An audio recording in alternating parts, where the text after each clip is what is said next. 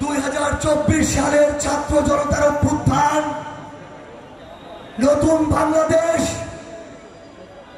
নতুন স্বপ্ন নিয়ে ওই অভ্যুত্থানের নেতৃত্বে যারা ছিলেন তাদের নেতৃত্বে নতুন একটি রাজনৈতিক দল।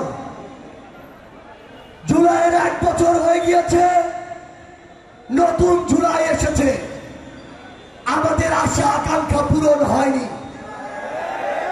মনের ভিতরে সবারও এখনো আফসোস কাজ করে। 5ই আগস্টে এই দেশকে নিয়ে যে স্বপ্নগুলো দেখেছিলাম সেগুলো এখনো পূরণ হয়নি, কিন্তু যে শহীদরা আমাদের ডাকে জীবন দিয়ে গেল, আমাদের যে সহযোদ্ধারা রাস্তায় নামলো, যে আহত যোদ্ধারা রক্ত দিল, তাদের ওই আমানতের কি আমরা খেয়ালত করতে পারি?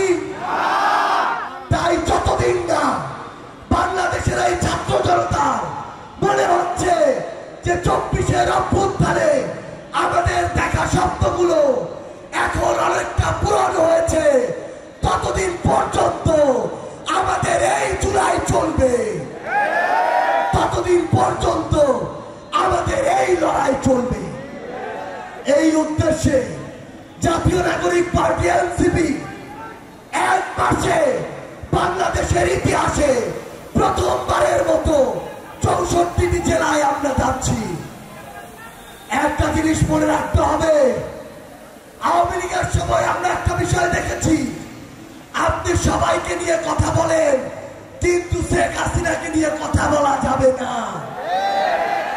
শেখ হাসিনা ছিল ফেরেশতাদের উপরে আরো বড় ফেরেশতা। ঠিক এই কারণে এই শেখ হাসিনা ফেরেশতা থেকে ফেরাউন, ফেরাউন থেকে স্বৈরাচার হয়ে উঠেছে। আগামীর বাংলাদেশে যত বড় দল হোক, যত বড় নেতা হোক, যত বড় নেত্রী হোক, কাউকে এই প্রশ্নের ঊর্ধ্বে রাখা হবে না। বাংলাদেশের প্রশাসন ক্যাডার থেকে পুলিশ ক্যাডার, ডিসি থেকে এসপি, ওসি থেকে ইউএনও, সবাইকে একটা কথা স্পষ্ট করে বলে রাখি, যদি আপনি জেলা উপজেলা ডিসি এসপি হয়ে উঠতে পারেন, ওসি ইউএনও হয়ে উঠতে পারেন তাহলে ভালো।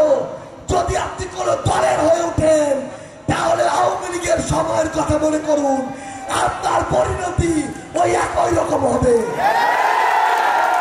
বাংলাদেশে দলের আপনাদের একটি আহ্বান জানাই, এই বাংলাদেশে এই উত্তরাঞ্চল